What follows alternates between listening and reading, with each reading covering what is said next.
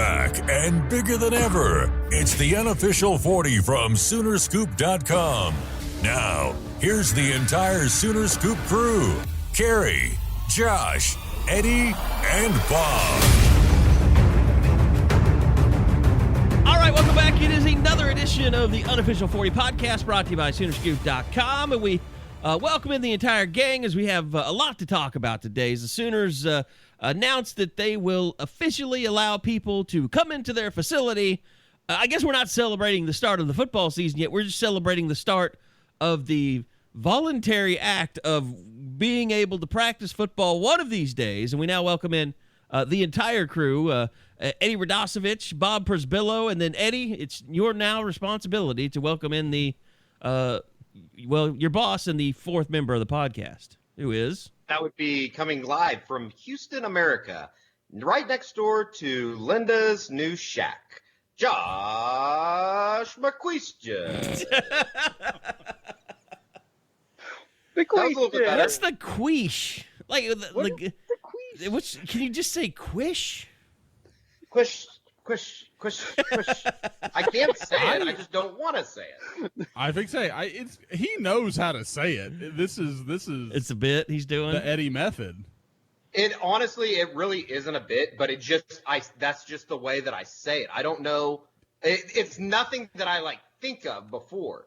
It's just honest to God, the way that it comes out of my mouth. I think it's your northern roots, because my mom has that, and she says poosh when she's trying to say push, or cushion when she's talking about cushions. Better than saying worsh. Yeah, worsh or ideal. The people that say I got an ideal, those people drive me crazy. I don't know that I've heard ideal. I've heard idea. Oh, no, I used to have a boss at the old service merchandise. And it was always, you guys come up with any ideals, just let me know. And I was like, you're my boss? Really? That's an East Texas thing, the R's. They had, you said wash. There was a lot of wash out in East Texas. I wonder if there's some place that you could mispronounce in East Texas to piss everybody off like you did with Lido. Oh, I am sure that there's a lot of things that you could mispronounce in East Texas that people would get pissed off about. I bet they're pretty sensitive out there. They keep it pretty simple out there, like Tyler, White House, Van. Now, Longview. Palestine, you could go wrong with Palestine. Yeah. Not a lot of Pragues and Miamas in East Texas. Not that. They're not trying to trip themselves up, much less you. Well, there's definitely a sense of the way that you say the way that those guys talk, isn't there? I mean, I think everybody in every part of the country and part of the state of Texas has a certain way of saying things. Oh, there's no question. They're like I said, East Texas is kind of like Southeast Oklahoma. It's almost like its own little world. It's apart from everything else in the state because it's kind of isolated. There's no big cities around. So I think, a good part of East Texas, some of the closest big cities are in Arkansas. I mean, it's not even, Dallas is not your closest venue in some of those spots. I don't know if you guys saw that thing that was floating around last week about how they would redistribute all the states to where they got equal amounts of land. But they put Oklahoma right in East Texas. I would not live in Oklahoma. It would be the most disgusting plot of land that you could get. There's no way. It was basically East Texas is pretty nice, actually. It's a lot of green. I guess we're just Lubbock has it's ruined us on East Texas. Well, you're thinking West Texas or West Texas. I'm sorry. Yeah. Hey. Yeah. I'm geographically idiotic. Yes, West Texas is where Oklahoma is. Okay. That's a hard pass. That's a hard pass. No, long view and all that. Yeah, I get it. Your boy Mac McClung made the announcement today that he's headed to West Texas. Yeah, to Texas Tech. They're going to be real good next year. He's got to sit out, though, doesn't he? He's going to sit out? Supposedly, I saw from our boy Chris Level, he's applying for a hardship that they believe he will get. He has some kind of I think he termed it Mac has – he didn't say issue, but it basically insinuated that they feel like they're going to have a really good chance of getting a instant play waiver, which would be rather interesting. if he gets it, the Sooners have got to get Mo Gibson, or else that transfer didn't pan out the way that Lon and company were hoping for. Anyway, don't want to get too deep into the basketball talk here yet, but I know Bob is salivating. Sorry, Kershey. Yeah, Kershey's going to be pissed. Anyway, so yesterday, Lincoln Riley, Joe Castiglione both come out with a joint release laying out the entire plan for bringing football players back to campus. And let's face it, this is a football-only plan that they put into action. Basically said, all other sports, when your time comes, your time comes. We're not really concerned about you right now. So a lot of frequently asked questions and answers that were included in the statement. We kind of had to go in and verify that they would be giving COVID-19 testing to all the players because it didn't really specifically say. Just say they'd be assessed is what they said. Screened. Every player would be assessed, and the coaches would be screened. But I mean, I guess let me just throw it out to you. I'll throw it your way, Bob. First, you wrote the story. What really stood out to you most of all about what was said yesterday by Lincoln and Joe and what was included in the release? I think the thing that stood out is clearly when you had Lincoln Riley less than 2 weeks ago say it's ridiculous to try to start on June 1st and kind of go out of his way to say July 1st is the latest date humanly possible that they could go and still feel confident about starting to get their team prepared for the 2020 season. So even though the Big 12 said last Friday, June 15th, you can do whatever you want, for Lincoln, it was like, okay, how far can I go before, you know what, I've got to get these guys back. We've got to start working or else we're actually going to be behind. Oh, there's already fans who believe they're behind because they're not going to be in June 8th or June 15th. But in Lincoln's eyes, July 1st, that was the cutoff. That's when, okay, they've got to be here or else we will be playing catch-up to the rest of the college football world. And I guess, Mike, go ahead, Kerry. I would just say, Eddie, I was going to throw this to you. The whole thing about this is I don't think Lincoln Riley would ever say, oh, yeah, this is just fine. Like, this is – no, he's not saying that any of this is ideal. He's not saying, like, well, this is going to be just as good as if we had spring football and summer workouts and, fall camp. Like, no, everyone realizes this is not an ideal situation. But at the same time, Lincoln Riley really is, to me, saying, everybody's in a bad situation here. We just think that this is the way that it's going to work for us. Yeah, and I've told you guys, privately and just in our group message, just as far as I've been surprised that he's been so outspoken. I think that you can view it in multiple ways. I know that they have on the message boards. I guess my feeling on them going back on July 1st is I just don't understand what the difference is between June 15th and July 1st. And, certainly they've talked to a lot of different people, a lot more people than I have, a lot more people that probably know a lot more than what I do. But it doesn't make sense to me why that has been the date and why they decided, I guess the decisions that they did. But, I'm not mad about it by any means. I don't think that Oklahoma's not going to lose a game in September or October or whenever because they weren't back on campus on June 15th. I think that's absolutely absurd.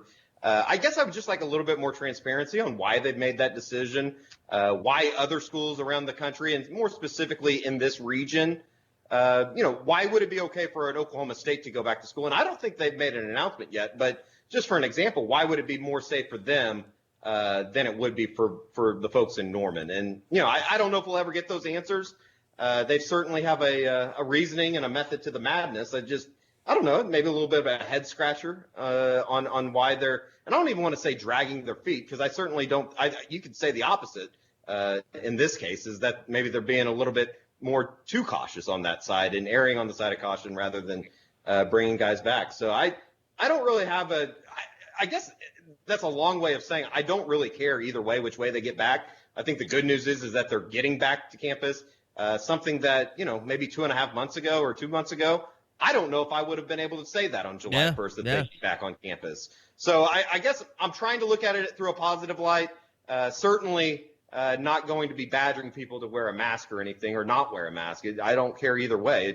It seems a little, I don't know. There's a lot more questions than answers, I guess, is what I've been trying to say. And that's kind of the way it's been for 2 months. Yeah, we've got a little bit of a Russian Facebook group feel to the board right now because every thread is degenerating into maskers versus non-maskers or, herd immunity versus quarantine. Like, I think I've just decided I'm going to go start a Facebook group /Russian that is going to float the theory out there that Lincoln Riley is secretly giving every one of his players the coronavirus June 1st so that they will have a herd immunity by the time the 1st gets here. How about that? That just got clipped. That's going to be all over Twitter as soon as this airs. Terry Murdoch reporting. That's the only conspiracy I haven't heard yet. Like, I think everything else is out there. Let's just throw it out. Lincoln Riley is giving his team the COVID. Well, you know how so it they is can right get now, over it. We've seen it on the board too, Kerry. I mean, you can throw a random thing out, and then if you're right in the end, you're like, "We told you that was coming." Sometimes some say you can even put maybe someone will, put off some fireworks for you. Oh yeah, there's a lot of that going around. I mean, $20K worth. No, I mean I've jokingly thought about that, but it's like it is for people that are. I'm not one to say people are triggered about it because I get that people are like, why are you doing it this way? Because I think the normal fan mentality is you want to work as hard as you possibly can to get back as quickly as you can to be like, why? Like, I think the counterpoint would be, okay, Lincoln, why do you have summer workouts if you don't get better working out longer? But obviously for him, this is about not spreading the disease. But there's a part of me that says, if someone's going to ruin this, it's now going to be someone else besides Oklahoma. It'll be someone in the SEC. Like they have an entire team outbreak of the COVID or something. Yeah, or wherever. I mean, I think that it's going to be very fascinating to see what happens when all these teams and schools get people back on campus. One of my questions, and somebody asked me this on Twitter this morning, and I straight up just did not have an answer for it. Are kids, would they not be safer if we're going that route and saying we're trying to keep everybody safe? Would they not be more safe working out at OU where they have all these precautions working out down the street out of Gold's with their buddies? I agree. I thought the same. And like we saw a tweet of like Nick Benito out there running around with other guys and stuff, and like that's not exactly a structured environment. No, I mean we're talking about I guess a smaller example. I mean, I would have to think that the Jaden Hazelwood injury gets under their skin just as much because that didn't happen, quote unquote, under their watch. He wasn't injured, Eddie. Didn't you read the board? Oh, jeez. Terry got fake news. My God. I mean, if Lincoln Riley comes out and verifies an injury, it happened. I'm sorry. And let me clear this up, too, because people are like, oh, well, he's in Instagram videos and he looks just fine. And, I saw him walk into a restaurant. Like, Eddie and I last summer, we were talking about this morning. We went out to one of the days, I think it was the day Brock Vandegrift came in for camp. We were out there, and Caleb Kelly was out there kind of helping to run the camp. And, he had ACL surgery in the offseason. It torn it it was he and Jordan Kelly both tore their ACLs during spring football last year. And we were told, lower leg injuries for those guys too, and that they would be out to miss the season, but they had a chance to return before it was over. So we're out there watching Caleb Kelly, and we're like, man, there's no brace. He's like moving around. He's coaching people. Like, are we sure? Like, we second guessed ourselves. Like, are they trying to pull the wool over our eyes? Because it really does screw with your head a little bit. But no, Caleb Kelly was still hurt. Like, he still missed most of the season. So I just think that the way I don't know what's changed with ACL injuries, but clearly something has changed where they don't have all the precautions and the stabilization that they used to have, that people are used to seeing. Anyone want to jump in on that? Eddie?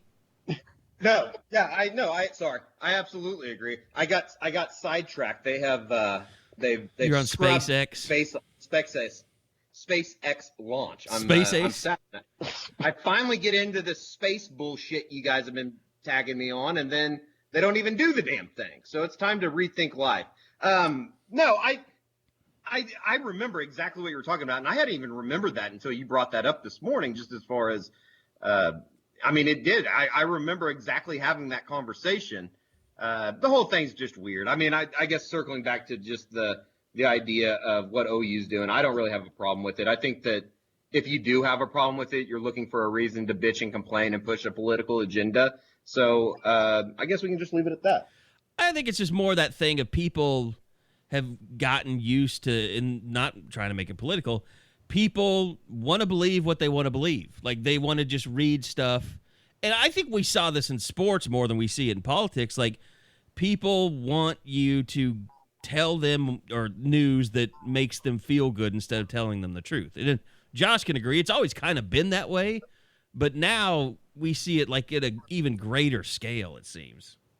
Oh, you can, when we get comments or, you look at some of the, when Lincoln had his tweet yesterday that got everybody all fired up, you could look at the board and see, or not the board, you could look at those posters, go on their Twitter the responses, feeds, and look at the people they followed, and you'd be like, yeah, I'm not shocked. You are right in the alley. I think you are. And that, to me, at this point, the people that get all crazy about all of this stuff, on either side of the fence, it is someone that is, my political agenda is what I'm most driven by. That is who I am as a person, is my political agenda. Exactly. And it's not about.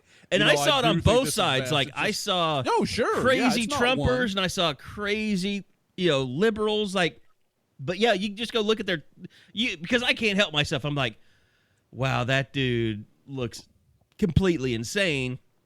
And then I go and look at his timeline, and it's all either MAGA or, anti-Obama or super liberal. Like, and you're just like, okay, I get it. Yeah, that person's here to party. I hate all of you equally. Yeah, I don't know about for you guys. There are times Twitter is it's like watching a race, and all I'm waiting for is the crash. Like, I just want to see the crash and see how bad this goes. Like, we all knew it when Lincoln tweeted that thing yesterday. Like, this is going to go bad. Like, you knew it. Like, there was, and to his there's credit, a part of me that feels like he should have known it too, because she used the word privilege, like your privilege, and I was like, that's not, I think he absolutely knew it, and whether I like his take or not, I kind of respect that he didn't just take a easy out on it. Like, he didn't just, it'd be very easy for a guy, or not very easy, it'd be easier for a guy like him to just walk the middle. But he's clearly laid a stance out here. I mean, he has a way he feels about it, and being a public figure like he is, it would be easy to just kind of not put that out there, and he's not taking that road.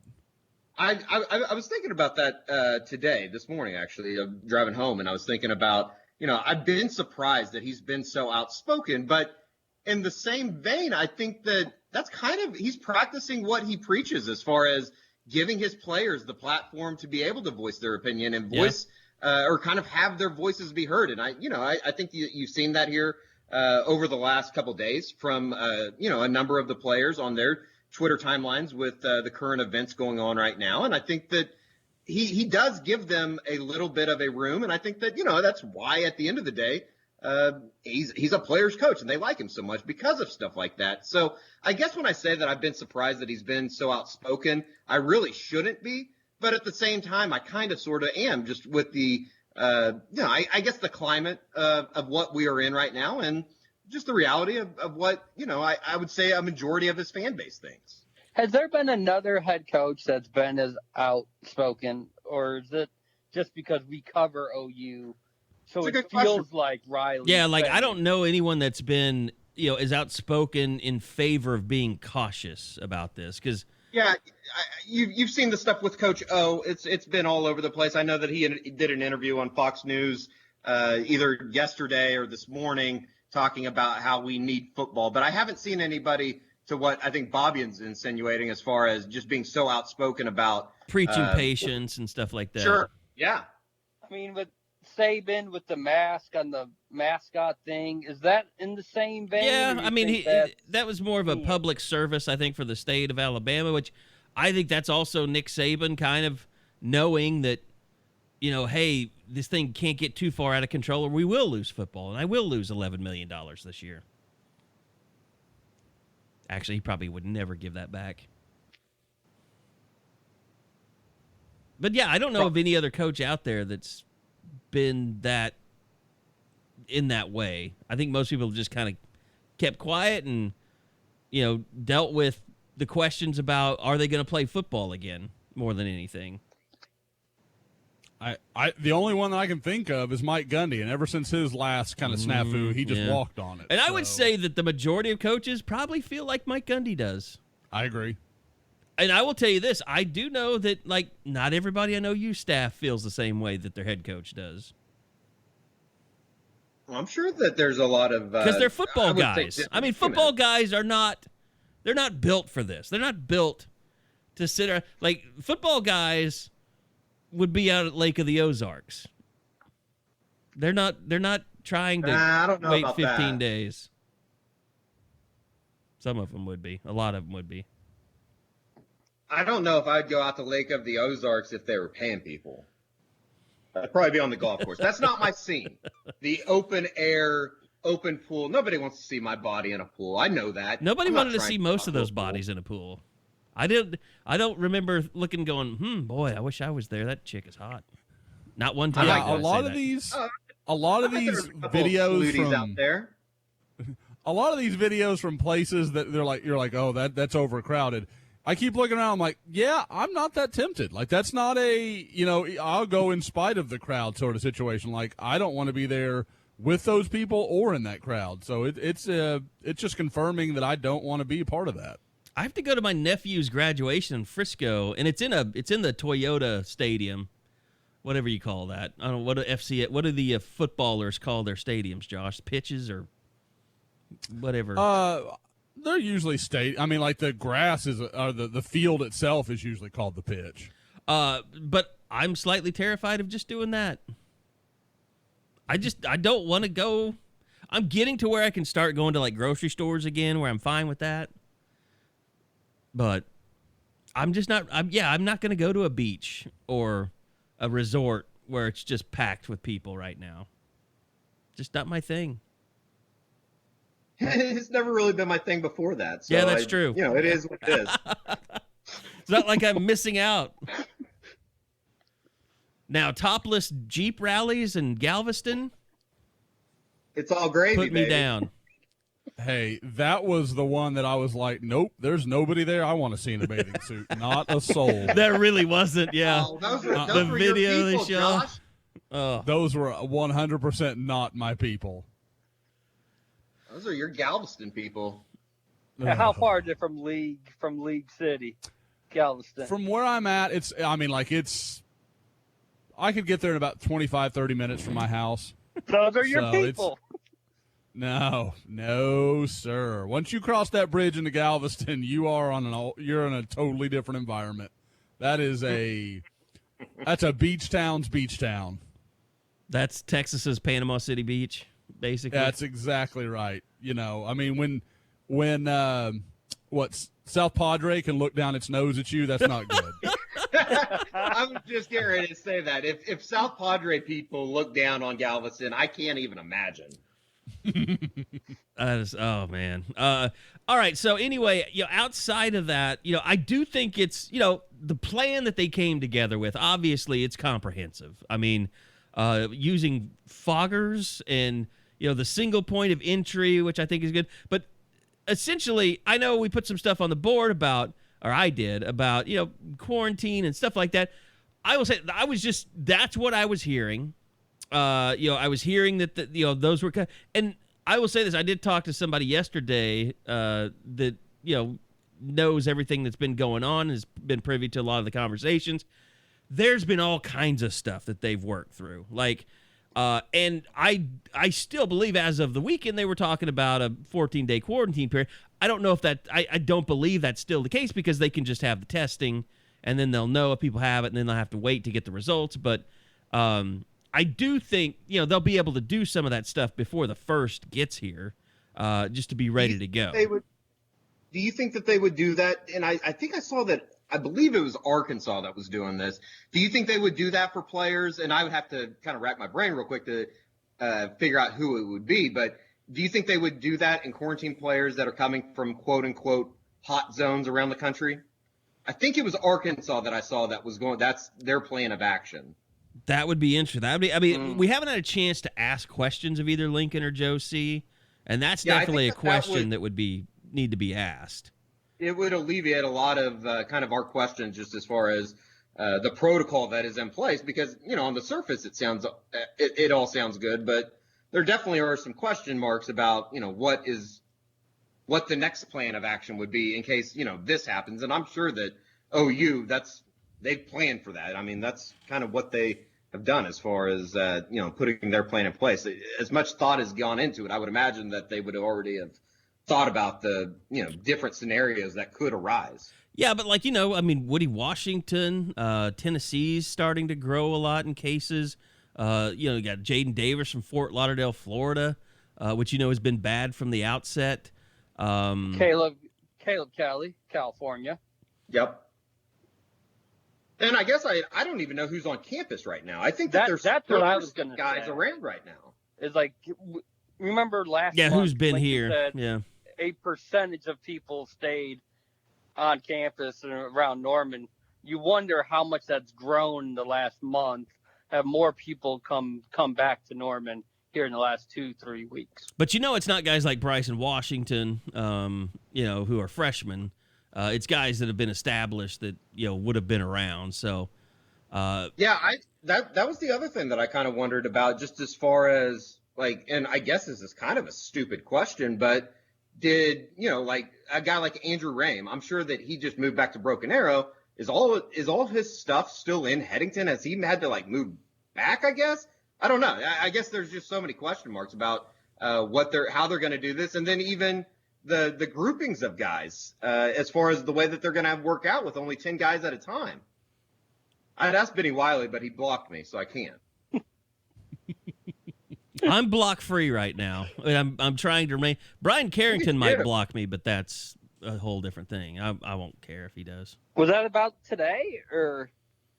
No, I'm just saying if I keep making fun of his post, he might block me. I'll just ask him where the hammer aisle is, and maybe he'll figure it out. I mean, Kerry, you just present some random ass numbers and then act mad when people don't understand them. That's Twitter 101, sir.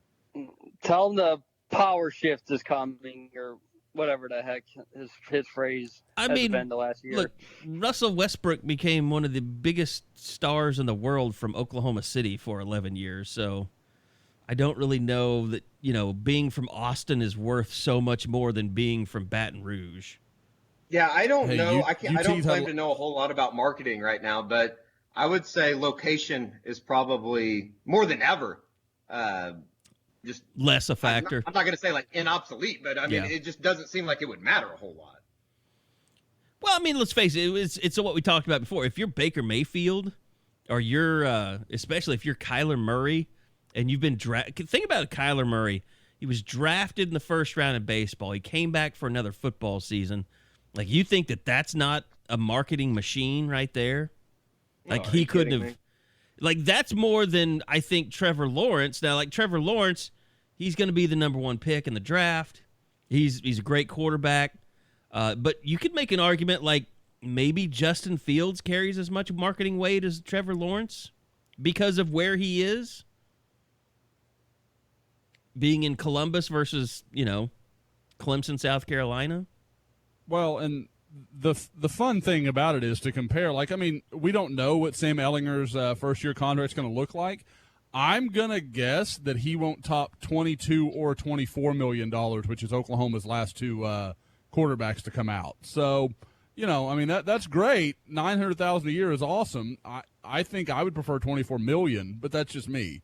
So that was pointed out by a lot of people. Like, so you're just going to ignore the fact that you're not getting these guys paid through the draft because, Sam Ehlinger is going to have to scratch and claw to make an NFL team and stay in the NFL. Sam Ehlinger is his best hope is to have a Jalen Hurts type draft situation. Yeah, like that's the sky. Exactly.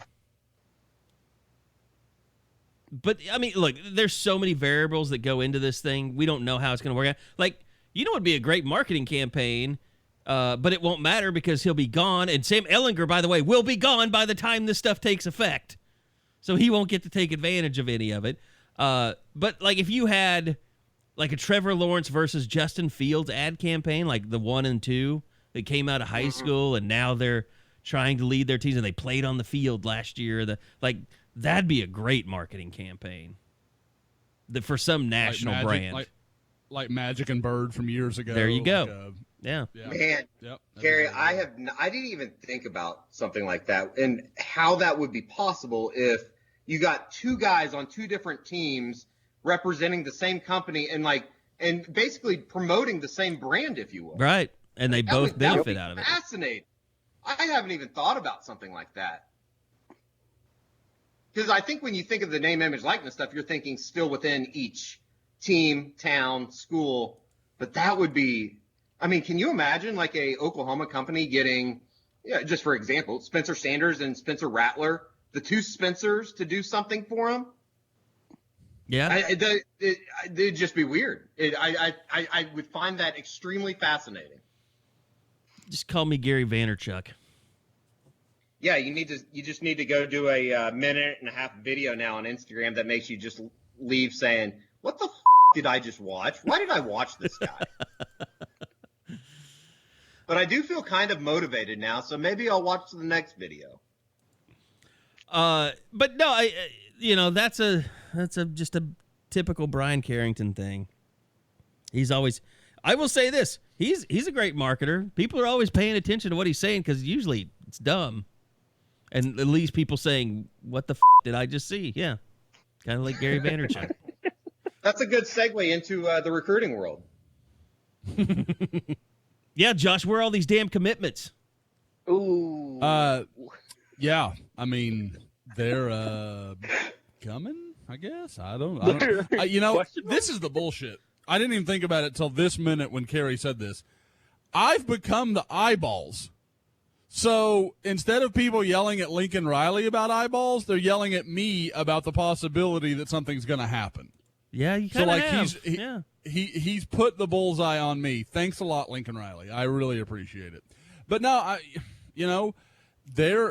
people keep asking, like, has something changed? Has something gone wrong? No, there's nothing I've heard that makes me think anything has changed, that Oklahoma's not clearly the leader for these two guys that I've kind of been focused on. And there are a couple others that I think are close, but there's two that primarily have, I guess you could say, have given Oklahoma every indication that they are going to get on board. Now, why they haven't, I don't know. I don't have the answer to that. But it is, to my knowledge, nothing has changed that is still their plan. So when they actually do it, I don't know. I don't think it's a waiting for edits thing. I clearly don't think it's a video thing with where we are in the world right now. I don't know what it is, but it just is not happening at the moment. And we all just, now we wait. Josh, we know next weekend has the potential of being something big.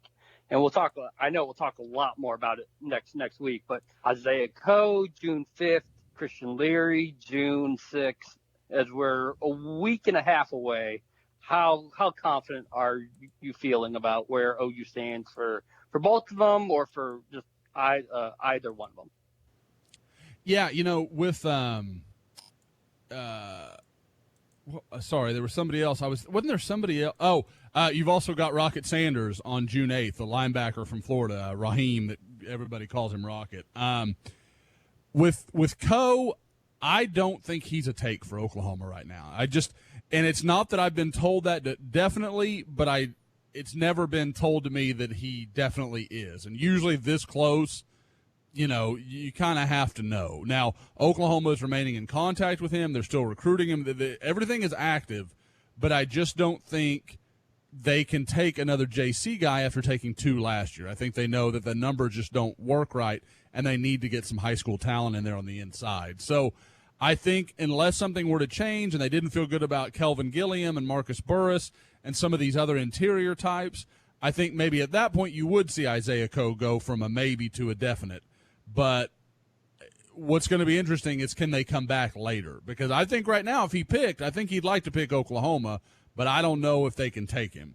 In the case of Christian Leary, if I'm betting right now, I'm probably going to bet on Alabama. I haven't changed my forecast on the site, basically because I haven't heard anything definite. Even when I talk to some of the sources around Alabama, there's no clear indication of, okay, yes, you know, they think they've got him, they think it's done, you know, whatever. You're getting none of that. I think he's got everyone guessing. It could be Florida as well. None of those 3 will surprise anyone I've talked to, but it does feel like if, you know, kind of when you get those conversations like, you know, gun to my head if I had to pick, it seems like everybody's telling me Alabama. So that's kind of what the guess is, but I don't think anyone knows. Josh, this is your Bob. This is your pod now. All right. I've handed well, it over to you. We'll just go 2 days later. What about Rocket? Is Rocket coming to Norman?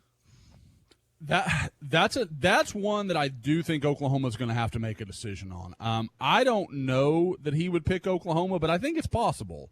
The problem is I think Oklahoma has some guys that are a little higher on their board. I think you're going to see Ian Jackson announce on Thursday, and I expect that to be Alabama. So that kind of clears the way a little bit for Rocket Sanders. And then you've got really the 2 guys that I know of that are in front of him, or I guess the 3 guys would be Kendall Daniels, Prince Colley, and there's somebody I'm forgetting. Dallas Turner.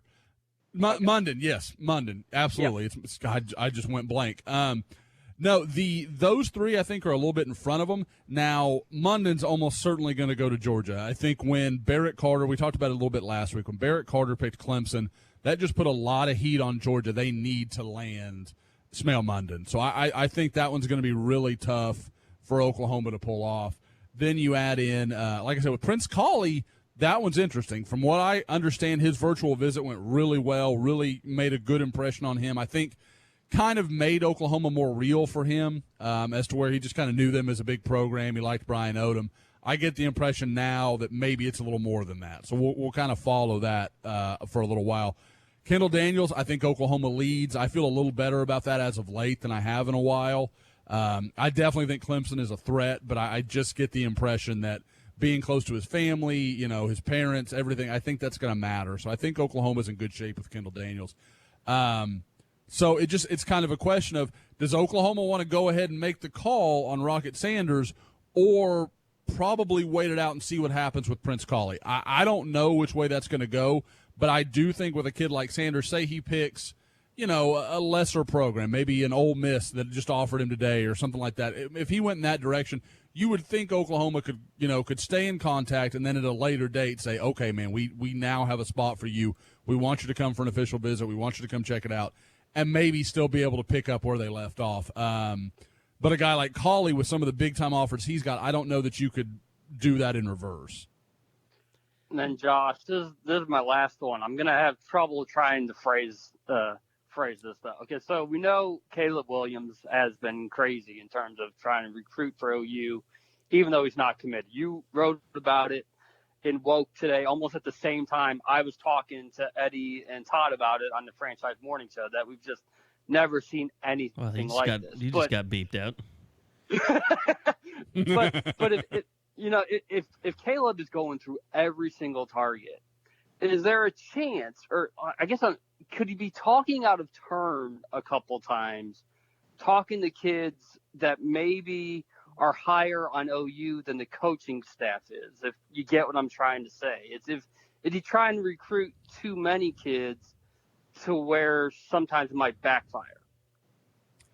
You do wonder about that. I mean, because you wonder how much because everybody you talk to is like, well, Caleb just wants him to come play with him. Like, how how open is he being with these players about what his intentions are? You've got to think it's somewhat. I mean, because just recruiting, come play with me. I mean, well, okay, dude, that's great. But if you go to Maryland, Emeka Egbuka, he's out. You know, like you start going on the list. A lot of these big time guys that you want to play with are not coming to Maryland, and some of them LSU may not be an option for them or whatever.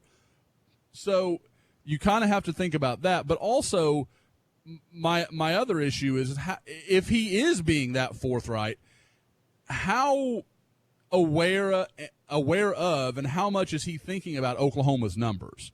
Like, he may want 10 receivers to come. Oh, you can't sign all those receivers. Like, how much is he thinking about, okay, this is the guy I want first, this is the guy I want second, and talking to that about Lincoln? Because if you're recruiting basically on Oklahoma's behalf, which is what most people assume is happening, then how do you navigate doing so when, you may think he may love Jalil Farouk or Malcolm Johnson, some of his local guys, and you may say, yeah, we like those guys a lot, man, but if we've got our choice, we want Emeka and we want J. Michael Sturdivant. I mean, or Christian Leary or whatever it may be. I mean, they've got to figure out a way to make that work. Or Oklahoma, may like Tristan Lee, but, boy, we're not going to risk taking him and miss out on Bryce Foster and, whoever else. They've got to figure out how that works. And I mean, we're talking about this somewhat openly. I've got to think Oklahoma is more than aware of what's going on. They're giving some direction to this situation. I mean, they're just not letting him run around and, say whatever on their behalf. And that's not that he's irresponsible with it. He doesn't know the inner workings like they do. So I definitely think there is some coordination, but it is interesting to think about how much Caleb is taking that in. He's bearing that in mind as he goes and does, all the recruiting he's doing right now. I wish we did a Us Weekly type magazine, and we could do like a picture of Caleb Williams with a picture of like Lincoln Riley screaming, like, we choose what recruits we want to sign. And we could be like, is there trouble in paradise? Who's running Oklahoma's program? You're talking about tabloid work. Yes, Us Weekly. Oh, I mean, we could do that. I could send out tweets all day about how Jalen Hurts is going to affect the 2042 offense in Philly. Not clickbait, tabloid. You are definitely going to get blocked by Jalen Hurts at some point during his football career, however long it may be. 24/7 Sports. I don't know which one's going to happen first. See, blocked right there, already blocked. Yeah, I mean that's interesting. Let me ask you guys. I think we've kind of seen some of. I mean, God, we saw the OSSAA stuff come out this week, which I guess you can make an argument like, hey, they're just trying to leave it up to the schools to do what's best for them. It didn't come off that way because you at least want someone to have a little bit of oversight on, because like colleges, I mean, at least they've got their conferences to oversee things. You don't know what some high school coach might do that might just, result in an entire breakout, for an entire team or something. Or, different schools have different resources. But I want to put a pin in that. We can get back to it. But do you guys foresee maybe California, other states being in danger of just not having high school football this year from anything that you've kind of heard? Oh, I think there is some legitimate concern from people over whether how that's going to play out, how that's going to work. You're hearing talk about a lot of the big-time guys in California considering going to, places like IMG or some of these other programs where they know they're going to be able to play, rather than waiting and hoping things work out at their schools and not really knowing until, who knows when. But it does sound like California is starting to loosen the reins a little bit. Yeah. So maybe they're starting to, feel like there's some hope at the end of the tunnel.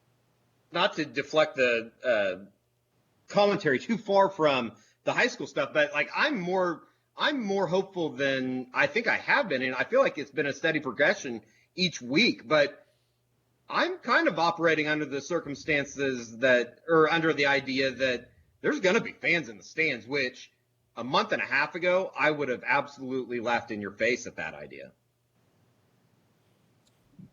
Yeah, I just think, schools are being forced to make these plans now, but it's the schools like Iowa State that still need to sell tickets. I mean, everybody's like, oh, that's great, Iowa State. They still have 8,000 tickets to sell in order to get to half capacity for season ticket holders. So, like, they're forced to do it. Like, how would Oklahoma operate, Carrie, do you think? Like, I was trying to think, how many season ticket holders do they have out there right now? I think it's around 50, 60,000 is usually what it is every year. I was thinking conservatively it would be more than 45, but maybe no more than 60. So that's probably right where I was thinking. But, I mean, single ticket sales, you got to think, are done for this year. Like, and the only place, I'm sure schools will try and come up with, I know OU has their own, ticket resale program and stuff like that, but it's almost going to be like SeatGeek and StubHub are probably going to be the only places you can go to get it. You're not going to be able to, there's not going to be a lot of guys, I don't think, although, I don't know. I don't want to besmirch the industry. I just say those guys come up with a way. So you might be able to find guys outside the stadium selling tickets before games this year, I bet. Without having physical tickets? Yeah, I mean, you won't be able to. That's the other thing, I guess you could still sell the digital side of it, can't you? You can still send that to somebody. Right, yeah. I would imagine, though, that the average scalper, the guy that you see on the corner of Lindsay, with the I need ticket signs are out of business, yeah. Maybe needs to lay off the Bud Ice at 8 a.m. so he can figure out how to scalp a ticket. Do you think he's going to have like a digital board? He's going to up his game as well. Well, couldn't you just print it? That would be hilarious if that's what he did. So you can't just even print it out anymore. You have to actually have it on a phone. Yes. I mean, Oklahoma will be offering commemorative tickets, but I don't believe that will be for use inside the stadium, if that makes sense. Which completely, I mean, makes sense. I'll be honest, I can't remember the last time that I used an actual physical ticket to get into a game. And I know it's different for me, but like even a Thunder game, it's usually a digital ticket or like one of those season tickets that they've sent out for courtside. No big deal. I mean, what do they use for the games tickets? That's an actual. No, you get an actual ticket. Yeah, it's an actual. Yeah. It's a giant little placard. Yeah, it comes in like a fucking box basically that you have to open and then open another box and open another box to get to it. Is there any other point to the physical tickets besides just collector's items, like for people that love to collect every single ticket they get? I would say probably just the commemoration part. Like for some weird reason, I keep every credential that I've had. I have no idea what I'm going to save it for, but I've seen pictures, and I know that people sent Gabe and I pictures, framed pictures of like every ticket that they've had since, God knows when, and it was actually really fucking badass. Yeah, I had to make a decision a while ago to start getting rid of the credentials. I didn't need to save. I don't know why. I just have like a little box that I put them all in. I didn't need to save the North Texas 2003 credential. Should have. Well, that was the throwback uniform. Throwback unis, yeah. I think I threw away the Hispanic Student Bowl stuff, which was Tommy Harris's first game. Would have been a nice quinceañera present for Linda's daughter. Hey, I'm not sure that game gets the due that it deserves as wildly racist.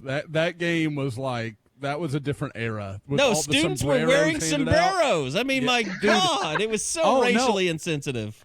I was one of them. I had multiples of those hats, like, in my closet in college for years. Like, I would wear them to, like, different stuff. I'm surprised they didn't have Speedy Gonzalez painted on the field. Oh, dude. I mean, like, I look back now and you're like, ooh, that's cringy. That's real bad. But, yeah, that game was 2001. That was 01. 2001. I think it was the Hispanic College Fund game. I think that's what it was. Something like that, which you've never heard from. I've never heard of any other game being that. And, I mean, I guess it makes sense because they picked Oklahoma and North Carolina. Like, not exactly – it's not like, the Alabama-Oregon meetings in Jerry World or something. They didn't really do much with it. Yeah, other than, you'd think they'd have like game. UTEP or somebody come in and play that game. Wow. So the season What? opener, UTEP is right. opener You can was the see same into game? Mexico from UTEP. Fact. Hey, it's been a little while since we've had this racist segment, but I think we just nailed it. Oh, I think it was nailed from the moment you brought up that you wore a sombrero at the game. I see you trying to pivot. I see you trying to turn this. I think I sat next to Tom Dienhart during that game. In the press box. I just remember them playing Gangman style all night. That's the only song that place plays. No, you're talking about YouTube. I'm still talking about the Spanish Heritage Foundation game or whatever you guys it are was. on two different wavelengths here. 2001, I was in 8th grade. I don't know what I was wearing. 2009, are you talking about the Sun Bowl? 9th grade. Are you talking about the Sun Bowl in 2009? No, I'm talking about just a straight up trip to 2020. Oh, yeah. With the Damian Williams first game? Yeah, that would have been it. Yep. Yeah, I think it was. And Trey McGuire didn't do jack squat, and everybody's like, He kept getting run out of bounds. Should have been a sign. Well, that wasn't his problem. Yeah, just couldn't stay the course. He wasn't exposing himself during the game. That would have been a story. That we know of. Yeah, sure. We are so far off track. I don't know where we were going.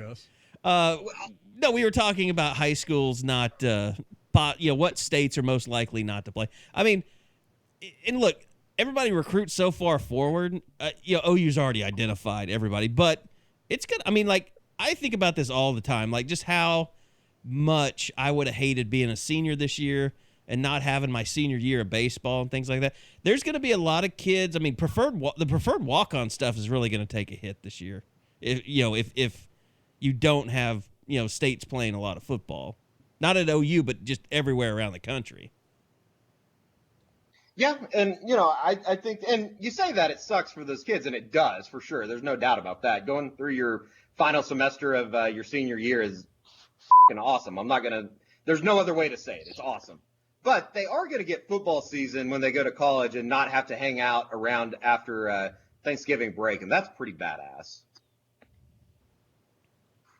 Yeah, I could see that being pretty good. And we haven't heard any talk about, the potential of moving games up either, which I kind of expected to hear some of that. From a OK Prep side, I have heard that talked about a little bit, but nothing to the extent of it being reported or anything close to that. And with the decision-making processes of the OSSAA, who knows what would happen.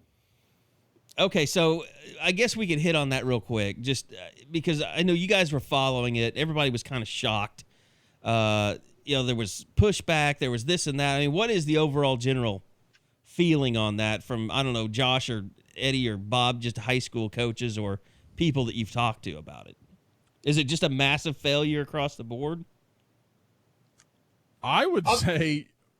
Go ahead, Eddie. Go ahead. No, I was just going to kind of set it up for you is the fact that, like, I didn't really have a problem with it because I kind of understand where they're coming from. It's completely different when you're operating at a school like Union or Jinx or Broken Arrow as opposed to somewhere on the smaller, like a Bethany or something. Or it's Tuttle, completely different. But at the same time, that's exactly what the OSSAA is supposed to be there for, to give guidance to the schools. So I'm Josh, I'll clear the way for you. I'm sure that you've talked to more people than I have. It's awkward to me that that's the decision they would come to. Well, and I want to make sure I understand it to a point. So the OSSAA, we've got to come up with a way to say that in short. OSSAA. I can't do it fast. It's slow every time. OSSAA. So what I understand is it the board of directors that put forward this idea and then voted that idea down, or did someone else put the idea together and they decided they didn't like it 7-6? Bob, correct me if I'm wrong. I believe the OSSAA in their office put the guidelines together, and then the board of governors that govern the OSSAA, which I believe they have 14 members, and the president can't vote. So it was 7-6. they're the ones that voted it down. So the OSSAA office presented this idea. The Board of Governors said, we're not buying into that. Okay, well, that makes some sense then. Like, I can at least, like, I was like, did you guys vote down the very thing you put in place? No, I couldn't make sense of that, but okay. So I'm really glad I asked that question. But no, most of the people I've talked to, guys, it's like we were talking earlier in the pod. These are football guys. They're jacked. They're ready to get back to football. Whatever lets that happen faster. I think most of them are great with it. I mean, the only district I've seen that came out and said, no, we're going to go through some steps here was Oklahoma City when I think it was Dilbeck put that out on behalf of the Oklahoma City Public Schools. Have I missed anybody else? Because that's the only one I saw say, no, we're going to do this, kind of as the initial intent was. UConn made a statement this afternoon, and I saw Coach retweeted it over there, but I didn't necessarily, nothing jumped off the page. It was more to have to do with the guidelines and when they're getting things back into place, when everything can start for the summer workout program, things like that. That they weren't going to have camps, but there was no guidance, I guess you could say, as far as what they're telling the schools to do. And like I said, I completely get it. It's different for the bigger schools. It's different for the smaller schools. I just hope that everybody has plans in place. And I think that for the most part, whether it be superintendents or head coaches or athletic directors, what have you in these schools, I do think that everybody's going to be pretty smart about it. I don't think that this is a situation that a lot of people are going to put kids in jeopardy, but it's kind of like I tweeted on Friday. I just hope that we're putting the right plan in place to not look back in a couple months. And I guess it's kind of a Lincoln Riley approach to it and say, man, we really screwed that up. We're not having football because of this. Well, this is high school sports. It's not like there's a bunch of money in this. Yeah. Has anybody said they're starting June 1st yet? Because I know that's when they said you can start. I was just June reading 1st. what Eddie sent from UConn. And UConn says they are going to begin small group workouts on June 8th. And that's the first date I've clearly seen. But no, I haven't seen anybody. I think everybody's being pretty cautious. And I'll be honest, I'm talking to people trying to find out, okay, if you're going to set something up, man, let me know. I want to be around because, obviously we didn't get to do the spring tour this year. So I'm trying to find a way to go see as many of these guys as I can because I think the next few years in Oklahoma are really good. So I'm kind of trying to find a way to do that. But no, I don't get the sense that anybody's like, okay, this is what we're doing. We're laying this all out. This is going to happen. So it seems like it's been to their credit, to a lot of the coaches and school districts' credit, it's been a fairly patient approach so far. Josh, have you talked to anybody just as far as what would happen, and maybe not even in terms of high school football teams as much as the recruitment of players, and particularly the seniors going into their senior year that already have missed out on the spring eval period? What a nightmare that would be for the NCAA. And not to mention just the kids in general that would have to go through something like that. Oh, yeah. You think now, do you mean from the perspective of guys getting evaluated, or do you mean from the perspective of trying to figure out eligibility and how that's all going to work? The entire thing. I would think that is just I don't want to call it a headache, but that is a massive, massive problem. Well, guys, a really good example, and I hadn't really thought of it until earlier today because I was listening to a podcast and they were talking about Marquise Brown. Think about guys like Marquise Brown who took a chance, moved all the way to California where they have no scholarships. Like Marquise Brown went to California and paid his way through his first year at junior college and was betting on someone finding him and liking him. Well, if that was this year and football got canceled, he just went out there and wasted his time. Wasted his money, and God knows if he could do it again for another year. Because I'm sure there was some effort to put all that together. So it's stuff like that is really, really daunting to think about. And then, like I said, Eddie, you mentioned it, guys that are, that put together great senior years or a sophomore year at a junior college. It would be really hard. Like, If you fast forwarded a year and say football didn't happen this year, Justin Harrington's probably not part of last year's class. Shane Witter's almost certainly not part of last year's class. You go through some of the guys that really, really took off in their last year and kind of made a name for themselves. they wouldn't be there. And not just at Oklahoma, at lots of different programs that continue to evaluate through the course of the football season.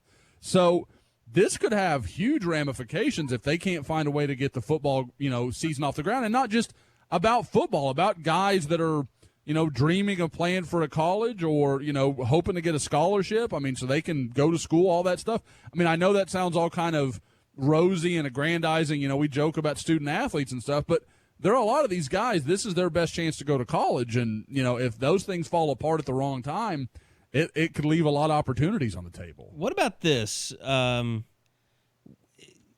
the NCAA be a help by maybe having a one-time early, really early signing day? Because without the in-person evaluations, these coaches, or maybe they could lift the restrictions to allow more people to go out and see kids, but there's going to be a lot of coaches that want to go out and see kids in person that haven't been able to see them in person, rather than have to go babysit kids that are already committed just to say that they did it. You see what I'm saying? If their Friday nights are going to be more valuable than ever from a evaluation standpoint. Yeah, so you, instead of having to go see Cullen Montgomery, he's already signed, and you can go watch Bryce Foster when Bill Bedenbaugh's in Houston or something like that. Yeah, or just a tweener kid, a kid that you don't know if you want to offer or not, because there's a lot of schools, and that's maybe not for Alabama or Oklahoma or the big boys, but for the majority, like the Texas Techs and the Oklahoma States, I mean, they have to be able to evaluate some of these kids in person. Yeah, they've got to turn over some rocks and find some guys. There's no doubt. You guys know me. I've always been a big proponent of the summer signing day. I think you would have to do it twofold, where almost the NCAA issues out the letter of intent to kids who request it, that kind of thing, rather than letting the school handle it and kind of be able to apply pressure. So that if the kid doesn't request it, hey, he can't send it in. No big deal. You could do something like that to alleviate some of the pressure from the early signing period.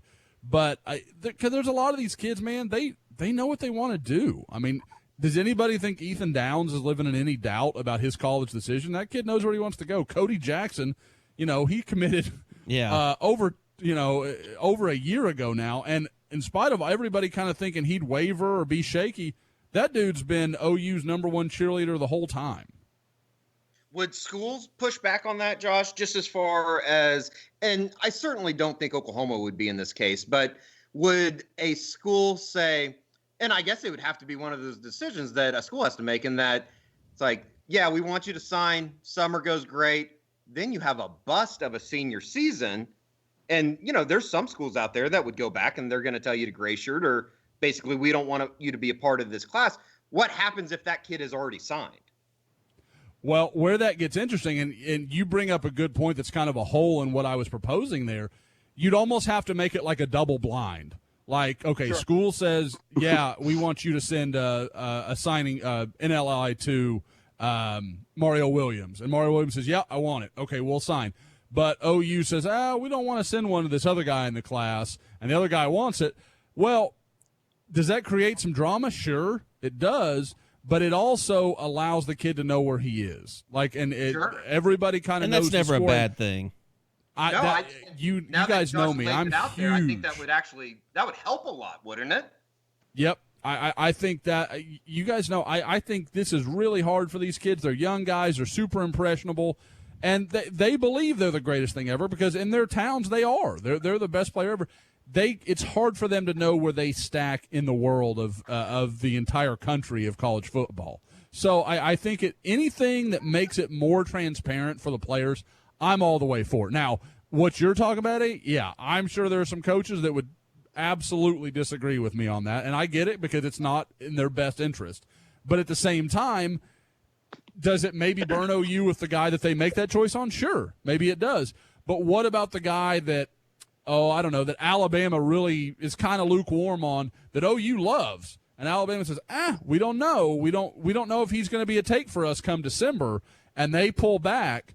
Well, then OU has the chance to steal that guy. I mean, it should work itself out in the greater scheme. Like, yeah, you're going to lose the guy that you were a little, kind of half-hearted about, but you may get a guy that you really like that somebody else wasn't as sold on. Well, yeah, you're definitely keeping more teams honest. And as far as like, if you could alleviate it by letting more guys go out on the road, I think you could do that. You just have to make a rule that says, okay, you can't, if you have 11 coaches now out on the road, they can't all 11 descend on one prospect to impress them. You just have to come up with a limit. Yeah. Like you can only have 3 coaches max evaluating one player or something like that. See, I think I hadn't thought about that at all, Kerry, but I think that's a great idea. Allow, whether it's 2 GAs or you're going to allow Lincoln Riley and all the other head coaches to hit some campuses, whatever it may be, do something to give these schools a little chance to make up some of the ground they lost. Yeah, I mean, I'm sure, right now everybody's just concerned about getting back to practice and playing, but they've got to start having these discussions here at some point because there's just no way that you can put that load on coaching staffs to make Friday night such a crucial part of your season with everything else on top of it, especially with travel and just CDC stuff and all that. Well, I mean, and you think about it even for these coaches from just being – most of these guys are fathers of young children, man, and I can relate. Being gone Friday, I get to come home Saturday. But Friday, they're gone from first thing Friday because they're going to hit the road and go travel, no practice on that day or whatever, and then they're going to get home late Friday, boom, turn around, they're headed to the stadium on Saturday to go coach. They're gone – they've missed – and then, okay, well, then we got film on Sunday. I get that a coach is making a ton of money and he's busy – but you're just putting more and more load on a small group of guys to make up all that ground because, they're coaches. They're going to try to go find the best players, and if they have to spend an extra 20 hours a week traveling to do that, that's probably what's going to end up happening. And I think you could, like I said, you could mitigate that a little bit. All right, let me ask you guys about this because, we started looking at players and where they're coming from, and it made me go down the roster a little bit.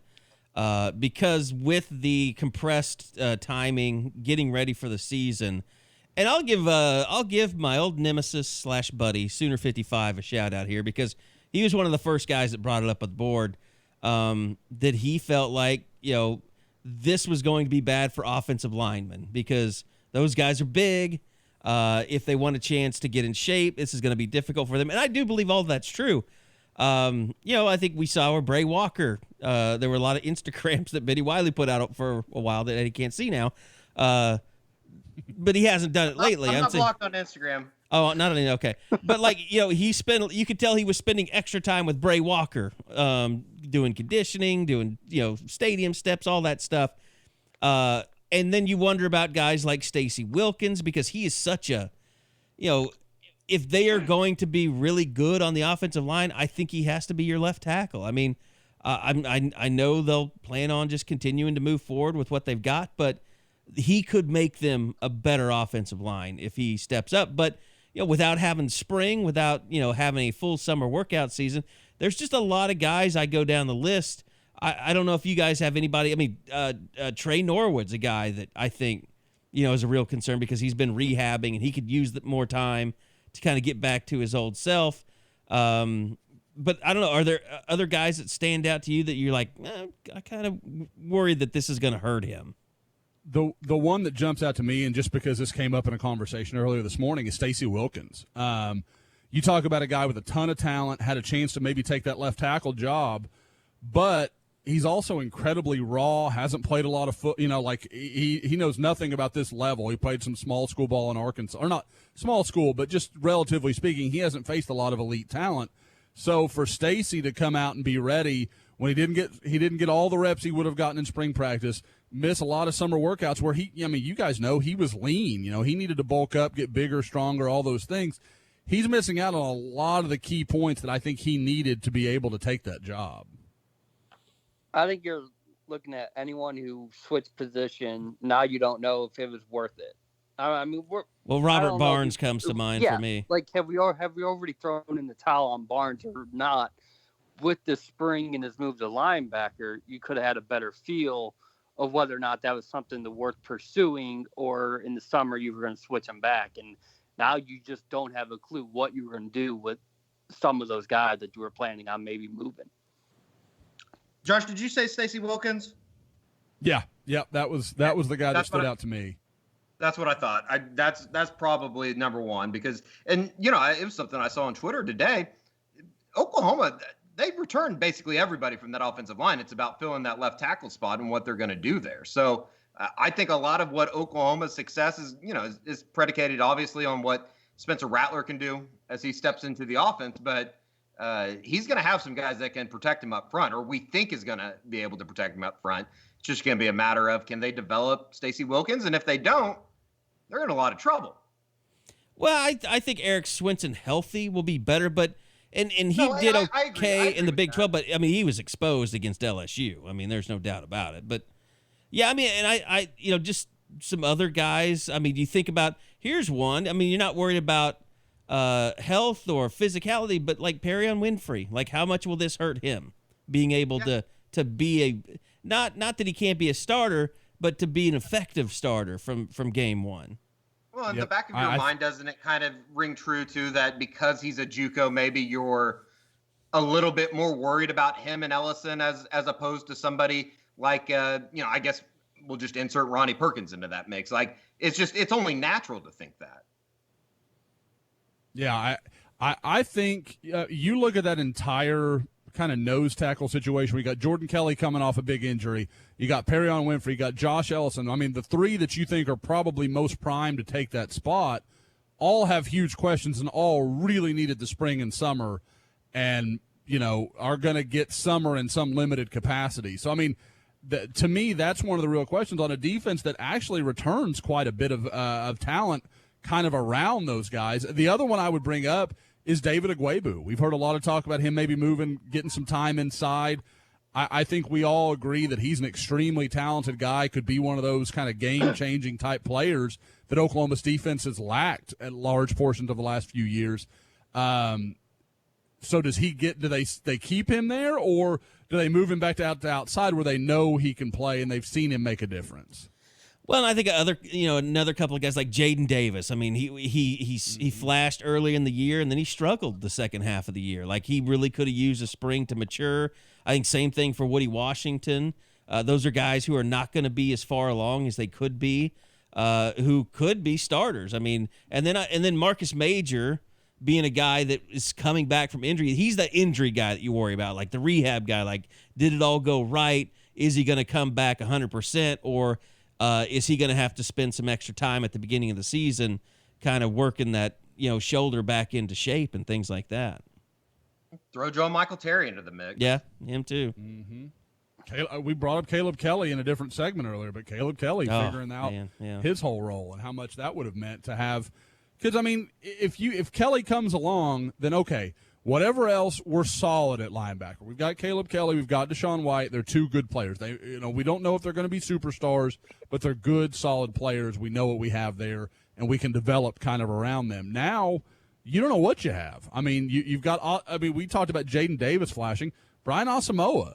That guy looked like a dude around the time of the UCLA game last year, and then just kind of disappeared. Was gone. Yeah. Yeah, it could definitely be said that there's a lot of those guys that are in that mix as far as Oklahoma returns a lot, but they also return guys, and I guess return's not the right word, but they also have a lot of guys on this team that just simply have no experience. Yep. Well, and Buki will be fine because according to Brian Carrington's math, he's going to be making $7 million this year because he has a lot of social media followers. He has a serious presence. And we say that enviously. We wish we shared his presence. He just conveniently left him off of his little list. Well, guys, as an influencer, and Buki and I talk about this a lot, it's about reach, guys. It's about reach. No, I'm kidding. The value per tweet. Anything else you guys wanted to hit on before we wrap it up this week? No, not really. I've just been seeing some stuff come out on the NBA and the Major League Baseball. I think it's going to be really, and we've obviously been paying attention to the NASCAR and golf stuff, probably more so than I ever imagined that I ever would. But I do think as things reopen, it's going to be very vital for the state of college football to watch how NBA does it, we'll see if Major League Baseball can get their shit together. It doesn't seem like I've never seen two groups of people so just it infuriates me. Unable to work together. Stupid. Both of those sides are. They know how bad that would look if baseball wasn't able to play. They know how much money they would lose if they weren't able to play. I just don't understand how these motherfuckers just can't get it together, it seems. Well, I think there's just, I think how it all comes together. And here's what I think. Who was it? Was it Tom Glavine that came out and said, yes, the players are going to lose no matter what because everybody's going to blame them? And he was talking about his experience with the strike in '94, right? I think right now the impression that everybody gets is Major League Baseball is going to lose billions of dollars, and the players won't really budge on salaries. Like not even think about budging. I think that's the impression that the world has right now. So if there's not baseball, everyone's going to blame the players. When it's a screwed up system because Major League Baseball is the one major sport. Well, hockey's the same way, I guess, that relies on fan attendance for the majority of their revenue, more than TV. No, I agree. I mean, I do think that it's, and I kind of get both sides of it. I just, I feel bad. I don't know if I just feel terrible for a guy like, Mike Trout's the one example out there. I think he's supposed to make like $36.6 million. Right, he would make like $7.5 million if they played on the prorated side of it. And it just that sucks. But at some point, both sides are going to have to give in a little bit. And I'm at the point where I don't care what happens. I just want baseball on the field by July 4th, damn it. But you know what? I think if the people like Mike Trout just said, look, I'm just sitting out this year. I'm just not going to play. And you had a mix of professionals and minor leaguers, I don't think anybody would care this year. They just want to see some baseball.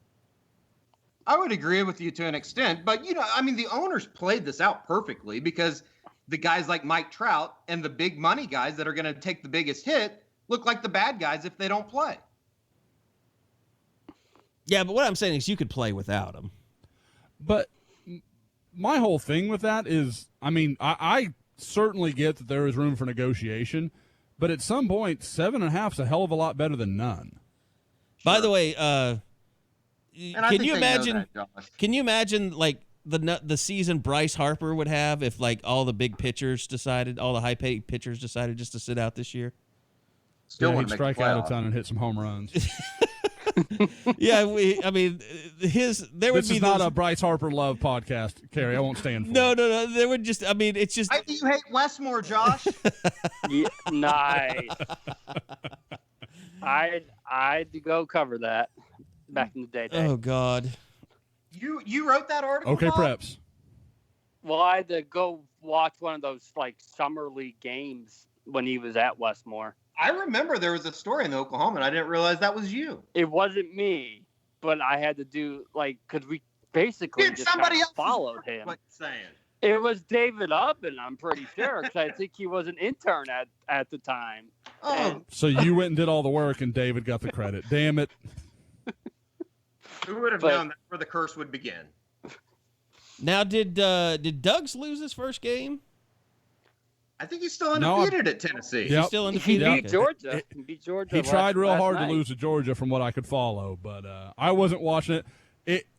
It's not as fun because Tennessee's actually good. Texas Tech, watching him melt down was pretty fun. But the Florida fans that got triggered because Doug's beat them, that was gold. It's been pretty good. It's been one of the bright spots of the pandemic for sure. If he comes to Oklahoma, we need somebody to go ahead and, when we tweet this out, respond in the pod with your Doug's outfit. We need to be ready for that. We need to have the official OU Doug's guy. He's got to be there wearing his OU gear as often as possible. Doug's already has the guy. We already have the guy. I know, but you OU fans, do you want to be represented by somebody in, Florida? No. You can't recreate the Doug's. Yeah, Doug's is his own unique creature. I don't think he's coming to Oklahoma anyway. No, I think Wisconsin or Toledo's on the bucket list for Coach Doug. So we'll see. Wasn't Toledo his first team? Yeah, Toledo was his first team, and then Big Cat went to Wisconsin. Yeah, I mean, he'd have to go to Penn State. That'd be a good next team. Those people are insane. Yeah, I don't know if the showers are ready for Doug's. All right, that's a golden point to leave on for this week. All right, guys. Shower. Fun as always. Appreciate it. Lots of information here. And, we'll be that much closer to football every time we podcast from here on out. As Sooners, July 1st, will be reporting back for voluntary facility workout. So it's been a good week. Please just stop arguing about masks and not wearing masks and turning everything into political debates. All right? Let's stop politicizing college football. I never thought I would see the day. So close to football. I can see it. Everybody's just sharpening their skills for football arguing, for arguing about, depth charts and stuff like that. Oh, I'm so ready to tell everybody how wrong they are about football. All right. Well, thanks, guys. Great job this week, and we'll do it again next week. So for Josh McQuistion, Eddie Radosevich, Bob Prisbillo, I am Kerry Murdoch, and we'll see you back here next time on the Unofficial 40 podcast from Soonerscoop.com.